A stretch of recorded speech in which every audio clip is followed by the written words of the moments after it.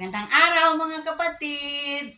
Another day, another vlog, another ulam idea. Ngayon po tayo po ay magluluto ng gulay. Ang gulay, pao. Ang gulay, alam mo naman po natin na masustansya, pampalusog, pampalakas at pampahaba ng buhay. Ang gulay. Fiber na din po siya. Tayo po ay magluluto ngayon ng gulay. Alam ko po na marami naman pong nagluluto ng gulay, pero hayaan nyo pong i-share ko din sa inyo ang luto kong gulay. Yan po.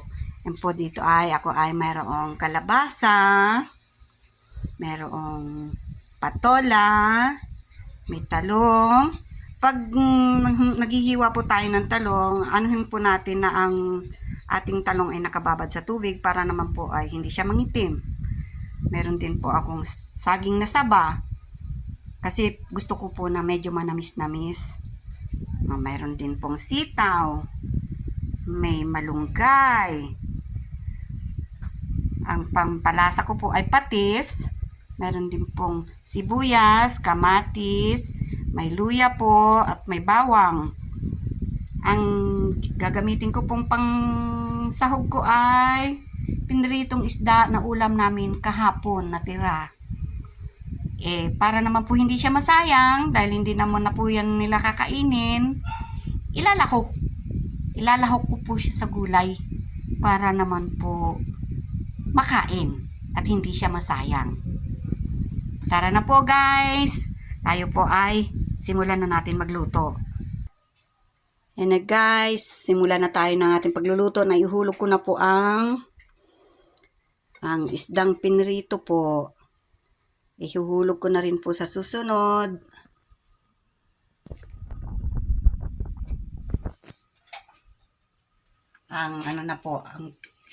Ito, ilalaga ko lang po ito. Wala na po itong gisa-gisa. Talagay ko po yung luya. Ito naman po ang bawang. Ang sibuyas, sama-samahin ko na po. At ang kamatis. Yan po. Yan ko lang po muna yung kumulo. Ngayon po habang niintay nating kumulo, ihuhulog ko na rin po yung saging para sabay na siya sa pagkulo. Para medyo tipid sa gas. Yan. Hintayin lang natin kumulo talaga siya ng kulong-kulo. Ngayon po, ihuhulog ko na rin po yung kalabasa para po maluto na rin kasi medyo matigas po ang kalabasa kaya kailangan natin ilagay na agad. Tintayin na lang po uli na kumulo. Tatakpan ko po muna para mabilis siyang kumulo. So, ayan po guys, kumukulo na po siya. At intayin po natin na maluto yung gulay. So, habang naghihintay para maluto ang gulay, lalagyan ko po siya ng kaunting patis. Kaunti lang po. Kasi may lasa na po yung piniritong isda eh. So, kaunti lang muna. Para po hindi naman siya mabigla. Pag naluto na po si kalabasa, pwede, ito po sa ngayon, pwede ko nang ilagay si sitaw po. Si sitaw, ayan po, inihulog ko na po si sitaw. Nilagay ko na po si sitaw. So, ayan na po siya. Gusto ko po siya masabaw kasi nahihigop ko po siya yung sabaw. Yan, medyo may sabaw po yan. Ayan. Maganda na siya, makulay. Di po ba? Mamaya-maya, ihuhulog ko na rin po si talong. Siyempre, didrain muna natin yung tubig ng talong. Guys, ito na po, ihuhulog ko na rin po si talong para po siya ay maluto na rin. Guys, naamoy nyo ba? Mabango. Amoy ko yung amoy ng luya, ng bawang, ng sibuyas, at saka ng gulay na rin. So, ito guys. Ayan, nandyan na yung talong. Maganda kasi hindi yung masyadong overcook yung gulay. Para mas gusto ko po kasi yung medyo maganda lang ang pagkakagaluto, yung hindi siya overcook. So akin po muna siyang titikman. Yung guys, tikman ko ha. Makitikim din kayo.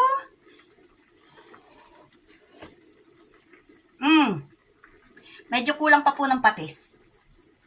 So, lalagyan ko pa po siya ng patis. Ulit. Mabusin ko na to. Yan. Para, kung okay ba siya.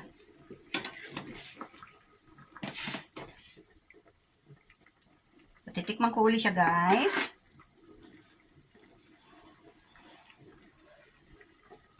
Good na po. Masarap na. Lalagyan ko po siya ng paminta.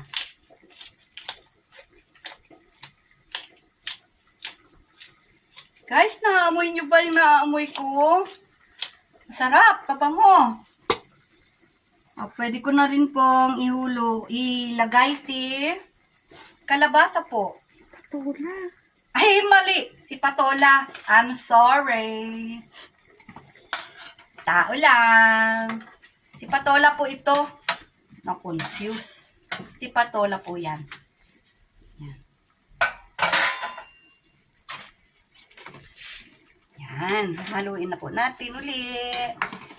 Para po siya ay mapunta din sa bandang ibaba para maluto. Hahayaan lang po natin ito kumulo. Kasi ang patola po ay madaling maluto. Kaya huli ko po siya inilagay. Yan po.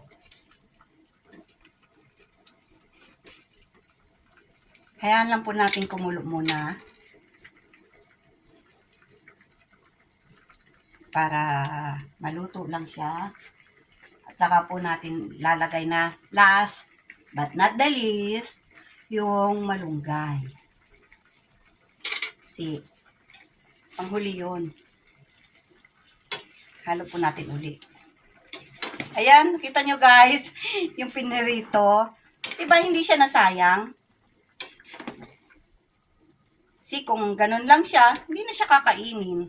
So, mangyayari, tatapon na lang. So, ito, recycle, si pinirito, nandito na siya. Nagkaroon ng lasa at nagkaroon siya ng buhay. So, ito guys. Okay na po si patola. Ayoko po na masyadong malata. Okay na po si patola. So, ihuhulog ko na din po si malunggay. Yan. Last si malunggay. Last but not the least. Si malunggay. Haluin natin. Ulit.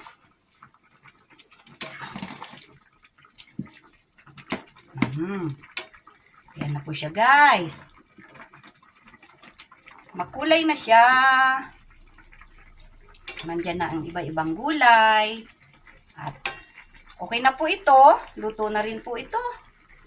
Luto na po ito. Si malunggay naman ay madaling maluto. Ang malunggay ay punong-puno ng sustansya. Yan, tree of life nga, diba? Si malunggay. Good na po ito, guys. Tree of life din yun. Tapos, yan na. Turn off the kalan. So, luto na po siya, ready na po siya. At tayo na po, guys. Samahan niyo kami.